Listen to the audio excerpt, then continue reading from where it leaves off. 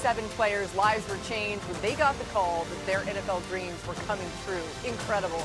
Really fun draft, by the way. Mina Danfield with us for the hour. Mina, give us a team whose draft you loved last week.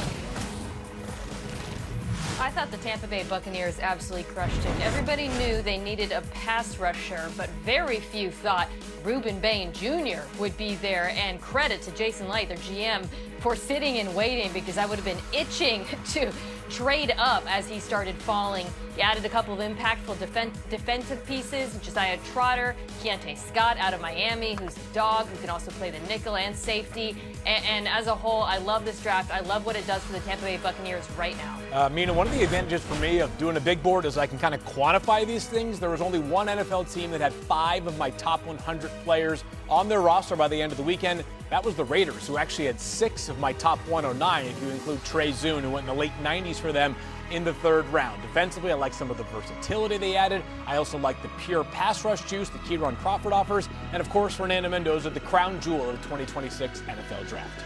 Brace yourself. I'm going with the New York Jets. Pick number 2. They get, in many people's eyes, the best pass rusher, David Bailey. Then you go Kenyon Sadiq. I've continuously said, think Zach Ertz under Frank Reich, the play caller.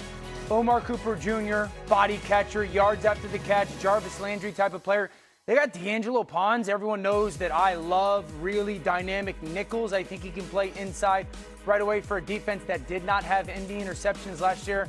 I thought the Jets crushed it. Let's go, Jets. I agree, right? There's no denying it. No matter how crazy sometimes it sounds to say the Jets crushed it. Maybe it's a turning of the tide. Everyone is skeptical of it. So. Well, that's how Jets fans You tell a Jets fan that you like their draft, and their immediate response is like, just give it time. We'll screw it up. Wait. Like, no, you're not. We're trying to figure out what we screwed up. We're with you for the hour. Adam Schefter is here, too. There's a lot of news, and Adam was in Pittsburgh for all the action.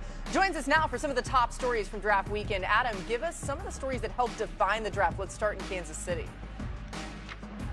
The Chiefs made a statement that they were looking to improve their defense. Their first 4 draft picks were all defensive players, including first-round draft pick Mansour Delane. They followed that up right after by going with Peter Woods, the defensive tackle from Clemson, R. Mason Thomas, the edge from Oklahoma, and Jadon Kennedy, the defensive back from Oregon. They know that their offense can hold its own. The Chiefs went to upgrade their defense, and it looks like they did just that. Meanwhile, the Giants upgraded both line positions. They got arguably the top 2 linemen on each side of the ball. Arvell Reese was the number 5 overall selection. Francis Mauigoa was the 10th overall selection. And John Harbaugh knows that games are won in the trenches, and that's where the Giants use their early draft resources. Meanwhile, the Eagles traded up to take USC wide receiver Mekhi Lemon. The last time the Eagles and Cowboys made a trade like this, swapping draft positions, the Eagles came away with Devontae Smith. The Eagles are hoping that Mekhi Lemon can now complement Devontae Smith and obviously help make up for the expected absence of A.J. Brown, who still is expected to be dealt on or after June 1st to the New England Patriots. Adam's with us for the entire show. A lot more to get to, and we will. Mina, the Eagles land Lemon and Vanderbilt tight end Eli Stowers. If A.J. Brown is, in fact, traded away by the start of the season, just how different do you expect this offense to look in Philly? Very different. I think the Lemon selection in particular adds to this sense that the Eagles offense is really going to undergo an evolution under the new offensive coordinator, Sean Mannion. Starting with the player, Lemon, physical, gritty, primarily in the slot, but I think you can align him in the backfield. He does his best work over the middle of the field, which we all know has not been a focal point of this offense and this quarterback, but it's so easy to look at this group of receivers now with Devontae primarily playing on the outside, Stowers as more of like a big slot type of a tight end, and to think about, okay, what might this look like? How could it look a little bit more like Green Bay? Spread the ball around, under center, condensed formations. Can they improve the run game in that regard? They added a blocking tight end too. The question for me is not whether the offense is evolving. I think we all see it's going to. It's whether the quarterback is going to be on board with that, Dan, because you know, this has not been who Jalen Hurts has been in the NFL. It's not been the kind of offense they've run with him. And for it to succeed, he needs to be on board and executing it the way that we've seen it work out so well in other places. Yeah, it's the dawn of a new era offensively in Philadelphia. I mean, Jalen Hurts will have no choice but to throw the ball over the middle field and get comfortable doing it. I think not only the Mekhi Lemon selection, but to your point, Stowers, indicates that. Sean Mannion, play call. I mean, if we look at Jalen Hurts over the past couple years, he's the least thrower of the football over the middle of the field. 38% of his passes go over the middle of the field. The next closest is Bryce Young, and he's 6% higher. So I love the selections. I do. I think the players are really nice players. Mekhi Lemon, huge fan. Stowers, love him. The ex-quarterback element. I do find it very interesting that in Philadelphia, they hire an offensive coordinator that, to its core, the three things that he does are the things that the quarterback doesn't do or do well.